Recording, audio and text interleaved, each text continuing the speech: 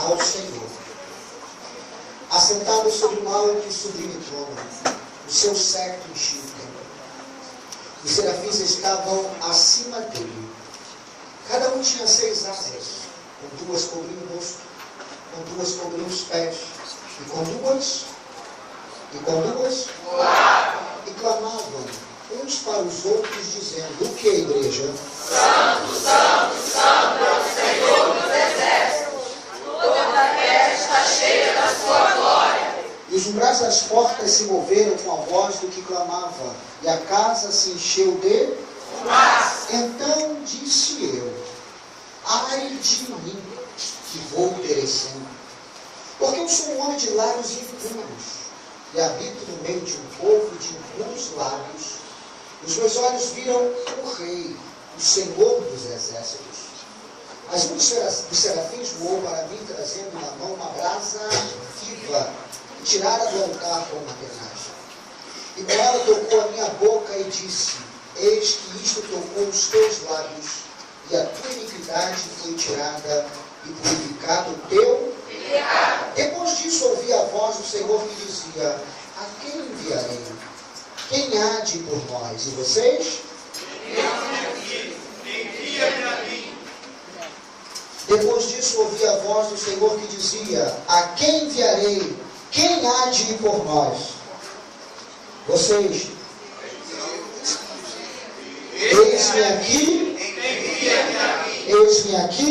Envia-me a mim. Diga para esta pessoa à tua esquerda, à tua direita, diga assim: teu nascimento Teu nascimento tem um propósito. tem um propósito. Deus tem Deus tem um ministério, ministério, uma chamada, um propósito para a tua vida. Mas quem acredita? Me dá um sinal. Se assente. Estou de leve, obrigado pelo caminho. Pastores, obreiras desta casa, Deus abençoe abundantemente. Gente, eu vim de táxi para a igreja hoje, porque eu estou temporariamente a pé. Mas estou feliz demais porque o Senhor é bom. Eu confesso que eu estou muito cansado porque eu tive um dia muito corrido. Eu formei uma turma de capelania hoje, de 9 horas da manhã até 2 horas da tarde. Saí de lá 2 horas da tarde, almocei um pouquinho e fui dar uma outra aula até 6 horas da tarde, lá em Campo Grande. Então vim de lá para cá, direto. Bem que eu trouxe uma camisa sobressalente, inventaram perfume, desodorante. Eu tenho segundo Salmo 91, verso 7. Luísa, você que está aí, filho? Já cantou nessa casa hoje? Então tu vai cantar, tu vai salvar minha mensagem se der cantar. Esse menino tem simplicidade e unção, irmãos. É verdade, tem Deus na vida e por isso que vai crescer muito, porque a humildade ela vai na frente da honra. Isso vai ser honrado, viu, Deus? Isso é de Deus. Vem aqui. Deixa eu conversar com vocês algumas coisas que Deus colocou no meu coração. Gente, quando a gente começa a analisar, estudar a vida, a história, a biografia dos profetas, a gente fica encantado e maravilhado com a história de cada um deles. Porque a gente vê o desfecho, a gente já sabe efetivamente o que aconteceu com cada um deles. Mas será que esses profetas, na ocasião, eles eram queridos? Eles eram respeitados e bem vistos pelos seus contemporâneos? Porque considere comigo, ser profeta naquela ocasião não era muito fácil, gente. Porque imagine vocês, eu vou te dar aqui alguns exemplos. Imagine ser um profeta como Oséias. Porque Oséias foi um profeta diferente de todos que nós conhecemos. Oséias não entregou uma profecia apenas verbalizada. A profecia de Oséias consistia nas suas próprias experiências. Deus aparece a este profeta e diz: vai até uma casa de prostituição. Lá você vai encontrar uma mulher e você vai pagar por ela, você vai dar a ela um nome, você vai casar com ela.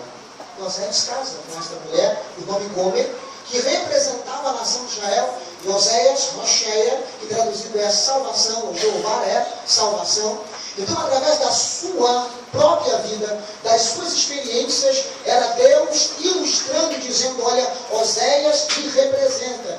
Gomer representa a nação de Israel, que assim como Gomer é uma prostituta, o meu povo, a quem eu considerava e tratava como se fosse minha esposa, porque eu me considero marido de Israel, se distanciou, se tornou prostitutos cultuais, adorando adorando aos postes ídolos, a Baalis, que é plural de Baal, porque havia muitos Baalis naquela época, entre eles Baal Zephon, Baal Zebub, Baal Astarote e tantos outros que vocês bem conhecem.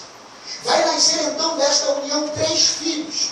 Filhos esses que não é Oséias nem Gomer que escolhe o nome.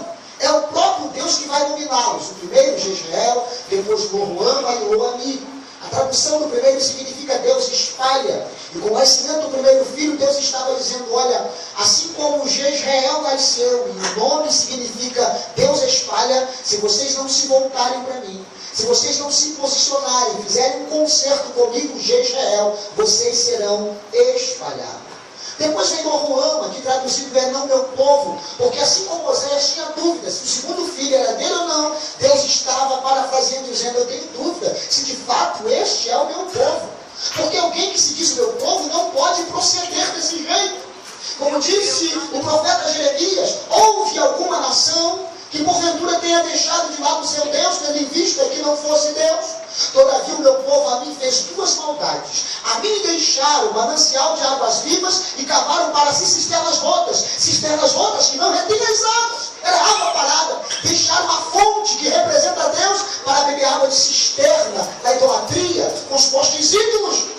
Então, Deus estava dizendo, não meu povo. Porque assim como Oséias tem dúvida se esse segundo é filho dele ou não, assim eu tenho dúvida. Porque alguém que se diz meu povo não pode proceder e não pode se comportar desse jeito. Mas então o terceiro filho, que a tradução é, eu destruirei. Deus estava dizendo, eu não suporto mais. Eu não aguento mais alguém que se diz meu povo se comportar desse jeito. Porque, irmãos, tem muita gente que está confundindo as misericórdias com a paciência de Deus.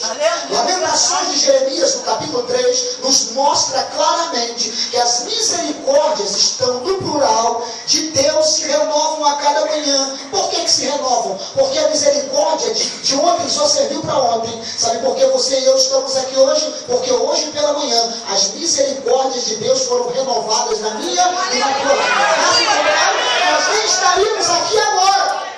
Mas não confunda misericórdia com paciência. Porque a misericórdia não tem fim. Mas a paciência de Deus, ela tem um certo limite. Meu Deus, então tome cuidado, que é um conselho. Brinca comigo. Brinca com quem você quiser nessa terra. Mas não brinca com Deus, não. Para que não se cumpra na tua vida o que disse o profeta Naum. O Senhor é tardio em irar-se, mas ao culpado ele não tem por inocente. E por que Naum está dizendo isso? Porque Naum estava fazendo alusão ao seu profeta, ao seu amigo profeta contemporâneo, Jonas, que há 150 anos atrás, Deus o envia para pregar a cidade de Nínive. E ele prega, o povo se arrepende, Deus então tem misericórdia e não destrói. Mas a nova geração, 150 anos depois, se esquece do favor, da misericórdia e começa a pecar deliberadamente de novo. Deus então agora vai olhar e dizer, quer saber de uma coisa? Vocês esqueceram tudo que eu fiz de bom para vocês. Então, o Senhor é tardio em irar-se, mas ao culpado ele não tem por inocente. Sabe o que eu aprendo aqui? Faz tudo quanto você semear, isso você vai colher. Meu Deus, aleluia!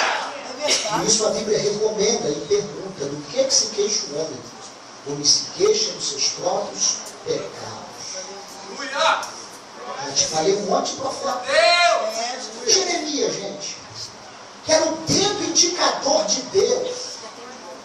Deus o levanta quando ele tinha cerca de 26 anos. Mas por que ele diz, eu não passo de uma criança e não sei falar? Porque Jeremias tinha consciência que ser profeta, levantado por Deus com uma missão, com um propósito, não seria nada fácil. Haveria lutas, haveria obstáculos e dificuldades. Por isso o Senhor vai dizer a ele, no verso 19 do capítulo 1, e pelejarão contra ti. Olha a peleja, em que tempo está?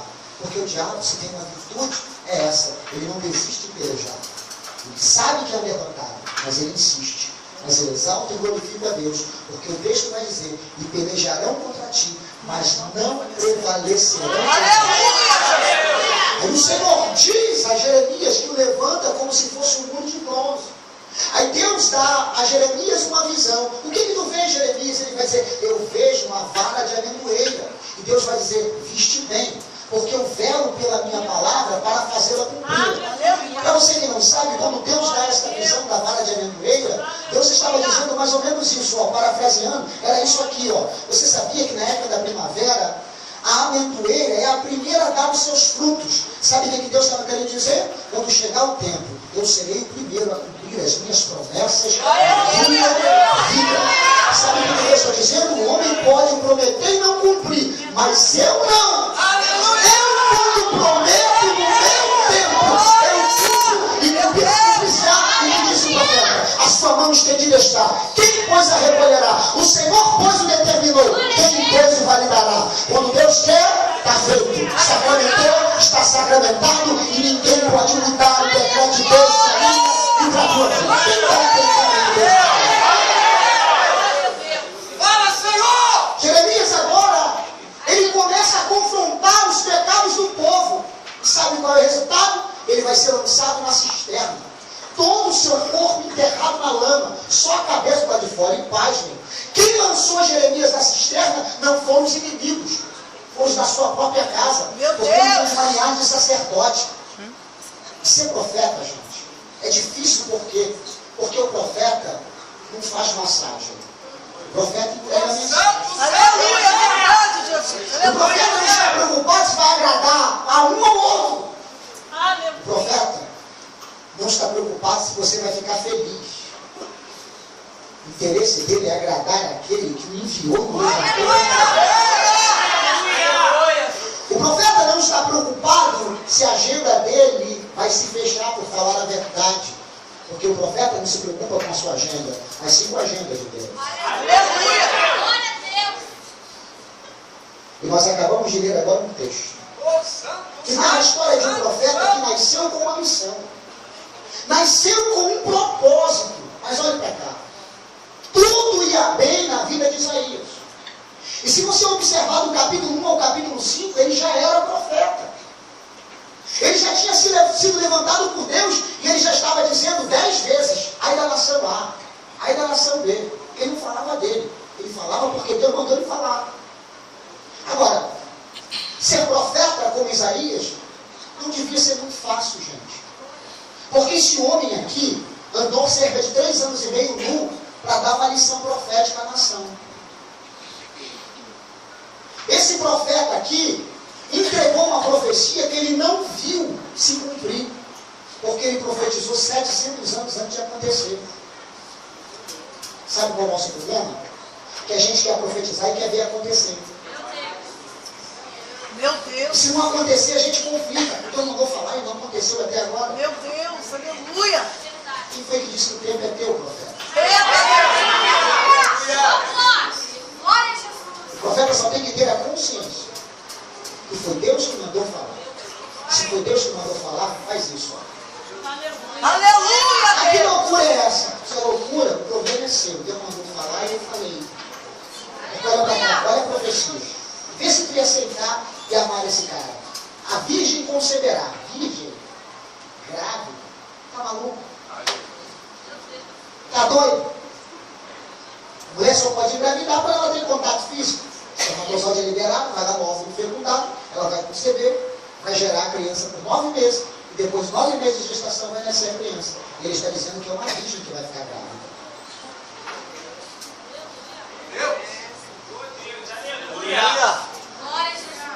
Maluco!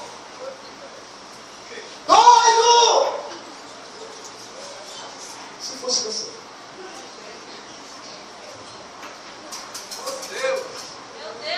Porque os profetas hoje, eles querem tapete vermelho e holofote.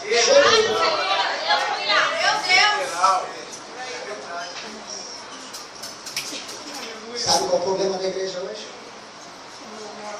O problema da igreja hoje é a abundância de celebridade e ausência de servos. Tem muita celebridade e pouco servo. Tem muita celebridade e pouco profeta. Glória a Deus. Porque Porque ser profeta não é fácil. É verdade, Senhor. Ser profeta é renúncia, abnegação, mudança de vida, altruísmo. Você tem que abrir mão muitas vezes da sua própria vida. E a gente não está disposto. A gente está olhando para o nosso próprio umbigo. Eita! Fala.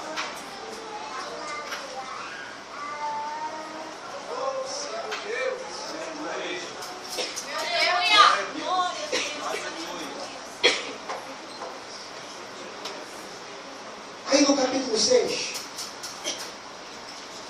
no ano em que morreu o rei Uzias, eu vi. Agora vem comigo. Ele não já era profeta? Sim ou não? Ele não já era profeta? Sim ou não? Sim. Mas por que ele só vai ver no capítulo 6?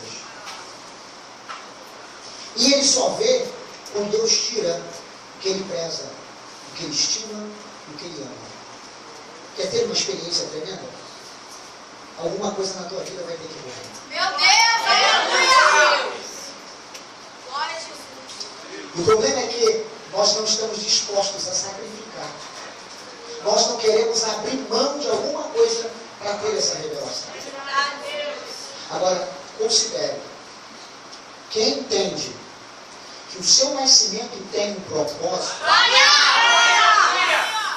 entende que Deus nunca deu e nunca vai dar prejuízo. No reino, nem sempre perda é perda. No reino, uma perda é um investimento. Meu Deus, aleluia! Quando Deus tira os ilhas de Isaías, Deus estava dizendo: se eu não tirar, Aleluia. você só vai chegar onde Uzias chegou. Se eu não tirar, você vai continuar brilhando os passos de Uzias. E eu não te levantei, eu não te trouxe a esta terra. Você não nasceu para ser auxiliar de rei. Você nasceu para ser profeta. E já que você não sai por bem, já que você não se afasta, eu afasto ele de você.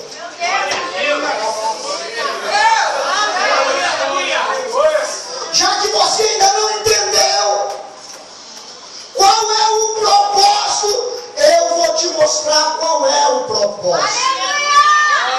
Eu vou começar a trabalhar para que você entenda que o teu nascimento tem um propósito. Não é do teu jeito, é do meu jeito. Não é como você quer, é como eu quero. Ei, quando Deus tira, Deus está dizendo: ei, Isaías, ninguém pode chegar no lugar certo trilhando a estrada errada. Então quer saber uma coisa? Eu vou tirar a quem você ama, para que você possa entrar no caminho do propósito que eu tenho para a tua vida. Glória a Deus, aleluia. Gente, isso aqui é muito sério. Quando Deus tira, e é naquele momento, porque Isaías tinha crédito no céu e crédito na terra. Tinha crédito no céu porque era profeta, mas tinha crédito na terra porque era parente chegado de Uzias. De alguma forma era o estadista, primeiro-ministro da nação, era o cara, tinha moral, tinha respeito, mas olha para cá. Mas o propósito de Deus para Isaías não era que ele fosse primeiro-ministro da nação. O propósito de Deus para Isaías é que ele fosse profeta. Aleluia. Aleluia! Glória a Jesus, aleluia! E o profeta precisa passar pela escola de Deus. Glória a Deus. E na escola de Deus só dá certo as coisas contrárias a Jesus. É loucura, mas eu vou repetir. Na escola de Deus só dá certo as coisas contrárias. Aleluia! Aquilo que você faz e pensa que vai dar certo, não dá. Meu Deus, aleluia! Mas aquilo que você diz: Deus, esse é o caminho, aqui não vai dar certo, é aí que dá. Meu Deus, aleluia! Dali não vem nada, é de lá que vem. Glória a Deus! Você não entendeu ainda? Glória a Deus, aleluia! Meu Deus! Todo ano, Estou entendendo. o nosso ministério o nosso líder maior, o nosso pastor presidente, ele recebe uma direção de Deus e dá um tema para a igreja. Esse ano, dia 31, ele estava nos Estados Unidos. E no culto da virada ele mandou um vídeo para a gente dizendo: Deus me deu uma direção, me deu um texto bíblico e diz: esse ano vai ser o ano das metas alcançadas. E eu sou muito curioso, eu gosto de ler, de pesquisar, saber o motivo, o significado, a origem, a etimologia das palavras. E quando ele falou metas alcançadas, eu falei: gente, metas alcançadas. Na minha concepção, talvez também seja a tua concepção, meta é chegar. Sim ou não? Sim. Sim ou não? Sim. Pasme, eu fui pesquisar. No mesmo dia, cheguei em casa e fui pesquisar. Pesquisando meta, eu descobri que meta, pasme, não é a linha de chegada. Corrida, quando os cavalos estão presos nas baias, e eles são liberados das mesmas para entrar na corrida, eles vão para a pista. E na pista tem cerca à esquerda e à direita. Sabe o que é a meta? Não é a linha de chegada. A meta é a cerca, a esquerda e a direita. Porque toda vez que o cavalo olha para a meta, que é a cerca, o cavalo diz: não posso parar, nem posso voltar.